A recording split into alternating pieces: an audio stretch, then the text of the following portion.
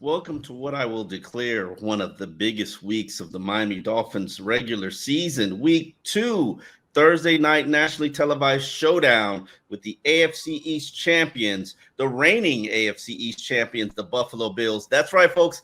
Daddy is coming to town. He's visiting the kids. I am Omar Kelly, Sun Sentinel columnist. Joining me is Barry Jackson, the illustrious Barry Jackson, coming from Cell Block 39.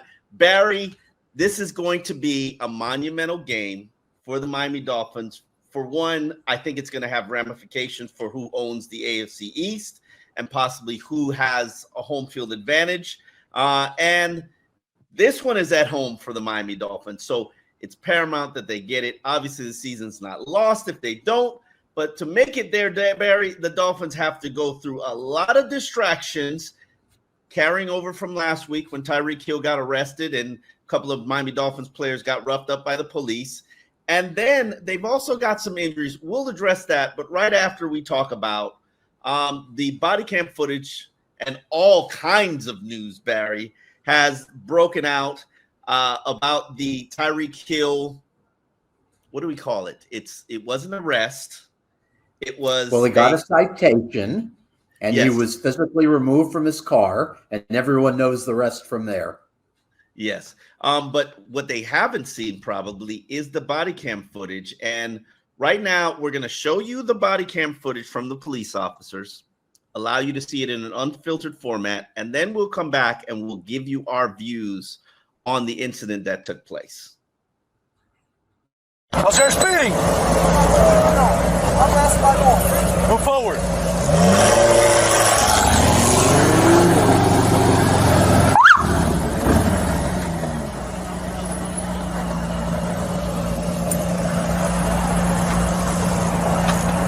Yeah, we got him here. 6 o'clock.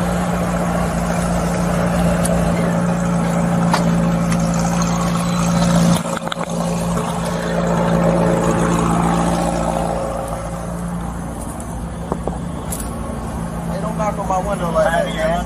Don't knock on Why don't you have your seatbelt on? Don't knock on my window. Why don't you have your seatbelt on? Knock on my window like that, no. Like what? Don't knock on my window like that. Why you have it up? Don't knock on my window like that. Why you have it up? I have to knock to let you know I'm here. Don't knock that on way you my can lower window. it and talk to Just you. get my ticket, bro, so I can go. I'm finna be late, gang. Do what you gotta do. Keep it down. Hey! Keep your window down. What? Manny. Hey! Keep your window down. Keep your window down. I'm gonna get you out of the car. As a matter of fact, get out of the car. Give me that. Get out of the car. Give me that. We'll break that freaking window. Get out of the car. Get out of the car right now. We're not playing this game. Get out. Get out. Get out. Get out. Get out. Get out. What part of blood don't you understand? Hey, Drew, I'm getting arrested, Drew. I'm getting arrested. I'm getting arrested, Drew. I'm getting up, bro. God damn, twin. When we tell you to do something, you do it. You understand? I'm getting out. You understand? Not what you want, but what we tell you. I'm getting You're a little out. confused. I'm getting out, bro. Too late. Chill, Too bro. late. All right, bro. Take Too me to late. jail, bro. Do what you gotta do, bro. We are. We will. Good, bro. It is good. Hey, Drew. Hey, Don't worry about it. I hung up the phone. You stop crying. bro. Y'all Now move. good. Bro, you Set 'em beating up. on my window like you crazy. You set him up. Why y'all beating on my window like y'all crazy for? Damn, yo, bro, dude, beating on my window like he crazy. I ain't do nothing, twin. Dang. So, Barry, this is a situation where I don't think anybody was in the right in terms of Tyreek Hill's initial reaction, the knocking on the window, why are you beating on my window, the rolling up of the window. He initially gave him his identification and then rolled up his window. In South Florida, I don't think there's any crime in that. It's hot, it's humid. I didn't know that it was against the law to roll up your window. However, I do think that the officers were extremely aggressive, and not just with Tyreek Hill, but with Jonnu Smith, with Calais Campbell, and that wasn't the footage that you saw. The interactions with Jonnu, the interactions with Calais Campbell. All of it was very uncomfortable to watch. Unfortunately, when you give officers power and authority and guns, and the right to conduct themselves as if they're Lord and executioner, it leads to uncomfortable situations. And this was just a horrible look on everybody's part. And I'm not saying that Tyreek was innocent, because I certainly think that he could have conducted himself a little bit better, a little bit more respectful. But the officers, in my mind, and I was married to a police officer at one time, their jobs are to diffuse situations. I didn't see anybody in that situation diffusing anything. And to me, that's problem number one, which is probably what led to the suspension. And I can tell you, I could pretty much pick out which one of those officers is the one that was suspended. It's the one that was ultra aggressive. Your thoughts, Barry? Well, I said on the show on Sunday night that my suspicion was escalated without a full warning, and that's exactly what happened with Tyreek. Now, should Tyreek have lowered his windows? Absolutely. And I didn't go to school to become a policeman, obviously, but my feeling was, to keep the situation de-escalated, the officers missed one key step, which was telling Tyreek, look, and say this in a calm, reasonably calm voice, not overly aggressive. Say, Tyreek, look, we're following protocol. You have to pull your windows down. If you don't pull your windows down, then we're going to have to get you out of the car. We're going to have to handcuff you. So pull your windows down right now. Give it a few seconds. That did not happen. So he was being yelled at to pull his windows down, but he was not told the consequences of what would happen if he didn't pull his windows down. I think if he had simply been told the consequences and he would have realized the gravity of it, he likely would have pulled his windows down. So obviously Tyreek should have pulled his windows down. Does it justify the police behavior that followed? No, because to me, there wasn't a sufficient warning of the consequences that would come if Tyreek didn't. Obviously, to curse at him, they were overly physical with him. So it's a bad look for police. And it really feeds into the narrative that you've talked about on the show on Sunday night, and that several Dolphins talked about today, that you are more at risk as a black man driving in America. I can't speak to that, obviously, from personal experience, but Javon Holland talked today about driving while black. He said he's experienced it. Teron Armstead spoke of being called over in an incident that didn't escalate to the point that it did today. So clearly Tyreek could have handled it differently, but obviously the officers were way out of line. I'll tell you what bothered me more, Omar. To me, the handling of the situation with Calais and Jonnu Smith was even more bothersome, because clearly neither did anything wrong. And this was a clear case of police trying to keep accountability from happening for them. They tried to prevent teammates from witnessing what happened, from reporting what happened to other Dolphins employees and to fans and to whoever else. So I guess that behavior police can try to justify because of this new state law that creates a 25-foot buffer that prevents people from, quote, harassing police officers, firefighters, or emergency personnel while they're working. But there are people who say, this law so now I can't get these incidents on camera. Right. Yeah. And in fact, critics have said that the law makes it harder for people to film police officers during encounters like this and to hold them accountable. But in this case, there should not have been a threat to Jonnu Smith to take out his license, to move his car, because clearly they threatened to arrest him. They threatened to arrest him. Right. They threatened to arrest him. And obviously Calais was handcuffed for it. But to me, that was a step that was totally unnecessary, because any person seeing that would conclude that the police are trying to hide their behavior. They don't want other people to witness it. All they should have done is say, look, there's a law in place with a 25-foot buffer. You have to be outside 25 feet. Not put handcuffs on Calais Campbell, not tell Jonnu Smith his car is parked illegally, certainly not tell Jonnu Smith he's got to take out his license. Why the hell does he have to take out his license? Jonnu Smith wasn't doing anything wrong. Because they're checking for priors and warrants, Barry. That's a black man's. They want to search the car and they want to check for priors and warrants, and it's the life story of my life. Yeah, but I'm more upset about the handling of Jonnu Smith and Calais Campbell than Tyreek. Even though Tyreek, obviously, the police behavior was egregious, at least Tyreek played some role in culpability with that in terms of not following directions. But what the heck did Calais Campbell and Jonnu Smith do? And for them to be told to take out their license and Calais handcuffed, that to me was equally as absurd as what happened to Tyreek, if not more so. Yeah, definitely. So it'll be interesting to see the aftermath. Hopefully, this story will die down a little bit, at least for now, because we've got a major big game on Thursday, Barry. Probably, I would argue to you, the biggest of the season, Barry. I'm looking at this schedule. I don't know if I can find a bigger game on the schedule right now, Barry. Maybe the New York Jets later on in the year. I'm talking about San Francisco is going to be a great opponent. But this one has home field playoff ramifications, Barry. Yes, and you know what? Anthony Weaver said something today, Omar, that coaches so rarely say. He said this game is one that you circle, and you seldom hear coaches say that. You'll hear coaches say, oh, it's just one of 17. It's just another game. It's the next game on the schedule. But Anthony Weaver is, yes, he's straight with us, and he told us this is a game that's circled. I don't buy the whole distraction thing about the Tyreek thing. When people talk about distraction, it's like people are not capable of having two things going on at the same time. I just don't buy it. I think it's a cliche. If I have something going on in my life, Barry, my full focus is not going to be where it needs to be, which is to score points. Oh, I don't believe that. Oh, no, I mean, Barry. No, I think you'd write just the same, no matter what's going on in your life. And so I'm not worried about any distraction. I know some people were saying, why were the Dolphins players talking about this in the locker room today? They were talking about it because they were asked, because a lot of TV reporters and print reporters asked them. But I don't think it's going to detract at all from their preparation. I don't think it's going to distract them at all. So I wouldn't be concerned about that. I'd be more concerned about what Josh Allen's done to Miami for 13 games. Yeah. One, people have to understand, the Thursday night games are divisional games, primarily because I don't know how much study work the Dolphins have to do for the Buffalo Bills.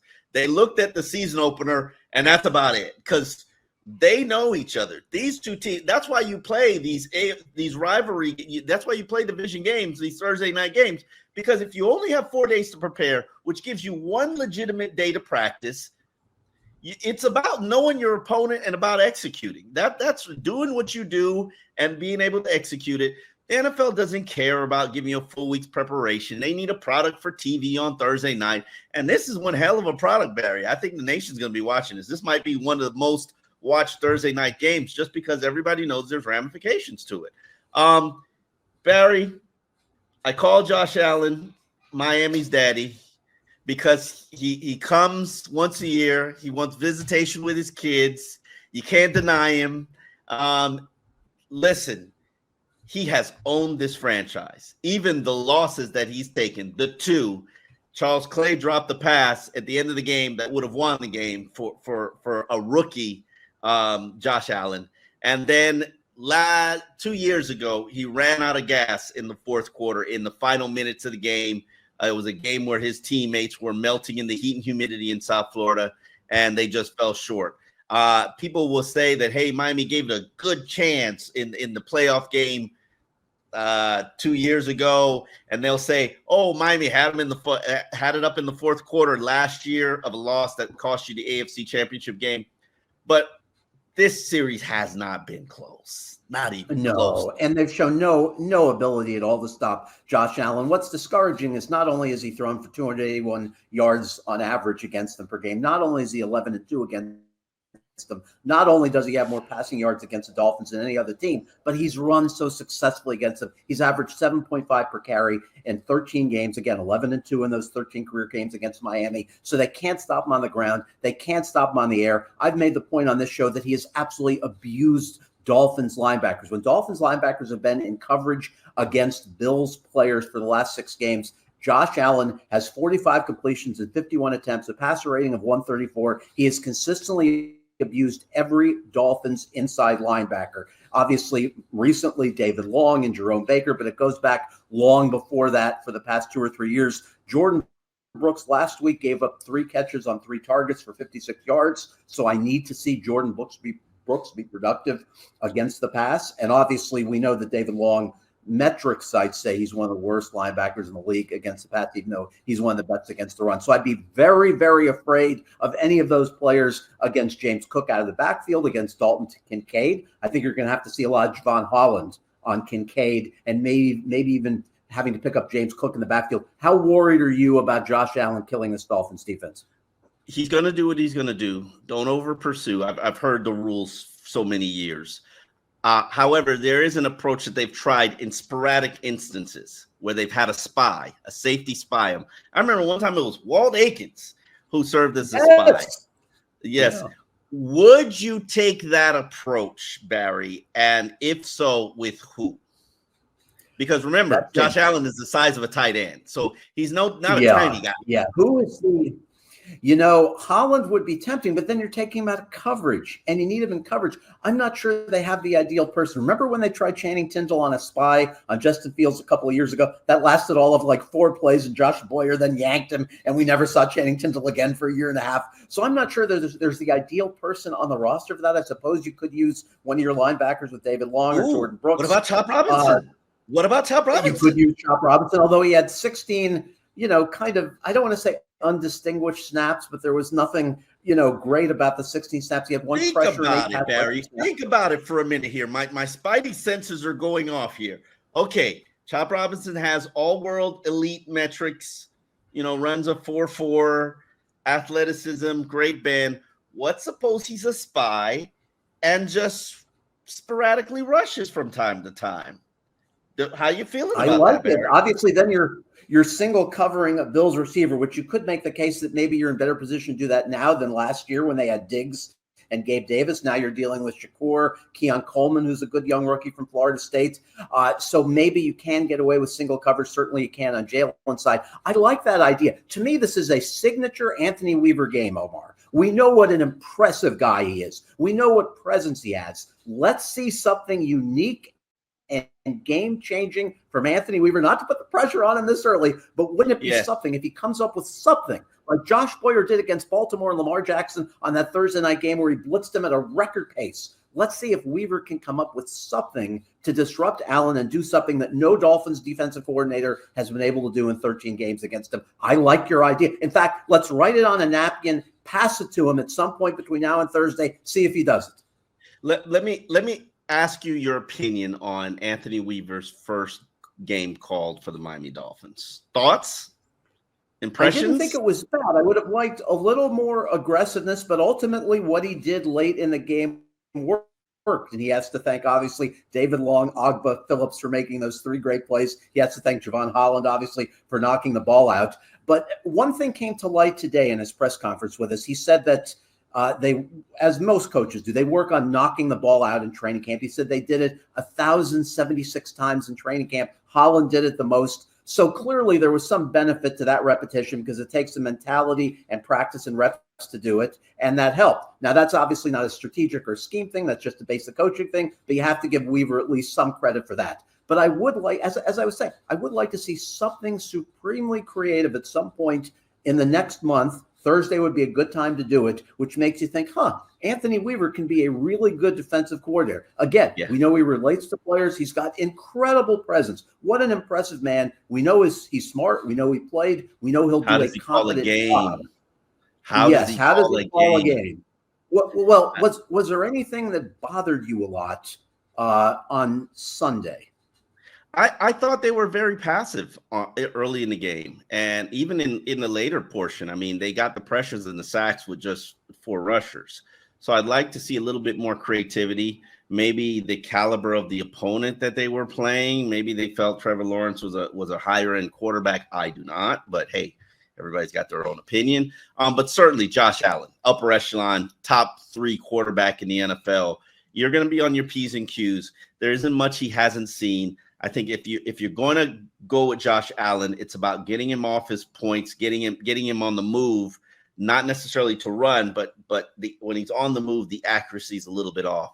Also, Mac Hollins, a guy that we're quite familiar with, was his primary target last week. About him, touchdown catch on Sunday. Yeah, against Arizona. I've got a ton of respect for Mac Hollins. So that's not a receiver that I would be sleeping on. But you got to be worried a little bit about Buffalo's run game. I don't think the Dolphins, based on what they did against Jacksonville, were good in the run. They gave up 4.9 yards per carry. That's not good. They certainly can't replicate that, and that's without Josh Allen taking off and scrambling. So it'll be interesting to see how this plays out, Barry. Yeah, I'd like to make two other points on their defense. One is, obviously, their run defense does not appear as good as last year when they allowed 3.5 per carry. We know Buffalo's become a run-heavy team since replacing Ken Dorsey's coordinator. James Cook has been really, really good. They've been a better team, except for last year's playoffs, of course, but they've been a better regular season team since Dorsey was jettisoned and since they've become run-heavy. The other point I wanted to make about the defense was this. I found it interesting in the Heat on Friday, they played their two starting inside linebackers every snap. So you saw Jordan Brooks and David Long out there. You did not see Anthony Walker Jr. You didn't see Duke Riley. You saw Marcus May for only 3 snaps. You saw Benito Jones for only 8 snaps. So here's my question to you. In this Heat, even though it's going to be a night game and not a daytime game, and knowing the amount of energy expended to chase Josh Allen, do you need to take advantage of your depth and selectively give snaps to Marcus May, to Anthony Walker, maybe to Duke Riley, maybe a few more to Benito Jones? It's less of a concern with Jones because Weaver plays a lot of two-man fronts as far as defensive linemen with Campbell and Sealer, and because your guy, Deshaun Ant, played well on Sunday. But I do wonder if, because of the energy needed to run after Allen, do you have to use your depth more? I think you do. Marcus May would be a good spy candidate as well for Josh Allen. Yes. I definitely think you need to rely a little bit more on the rest of your defensive line, even though there isn't much there left to them. But, all hands on deck in this situation, especially on a short week. You can't play Calais, I believe it was 36 snaps, and then take him 4 days later and have him play 40 snaps. That's just a recipe for disaster. So it'll be interesting to see where we go from there. On an injury front, Barry, we definitely have to discuss two of the Dolphins' 2 top tailbacks are both battling injuries. I believe Raheem Mostert has a chest injury, and then Devon Achane has an ankle. I watched him limp out of the locker room after the game. It didn't look super significant.